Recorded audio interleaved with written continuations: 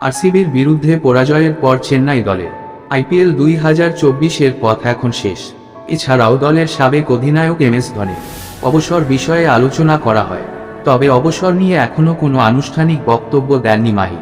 কিন্তু তিনি সিএসকে ম্যানেজমেন্টের কাছে কয়েক মাস সময় চেয়েছেন, যাতে তিনি সিদ্ধান্ত নিতে পারেন যে তিনি অবসর নিতে চান নাকি আরও একটি মৌসুম খেলতে চান।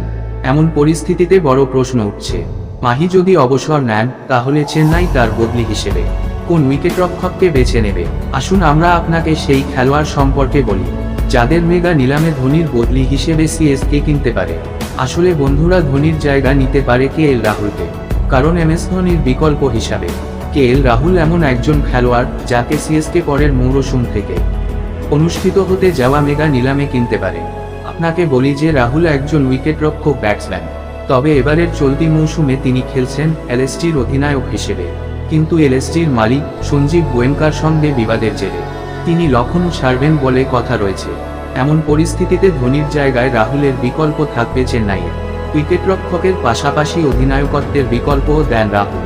চলতি মৌসুমে তার পারফরমেন্সের কথা বললে তিনি 14 ম্যাচে 47 করে এবং 137 স্ট্রাইক রেটে মোট 5টি হাফ সেঞ্চুরি করেছেন। এছাড়াও করেছেন 520 রান। তাই চেন্নাই ম্যানেজমেন্ট চাইছে ধোনির বদলি হিসেবে কেএল রাহুলকে দলে নিতে। এখন দেখার বিষয়, ধোনি 2025 সালের আইপিএল খেলেন কিনা।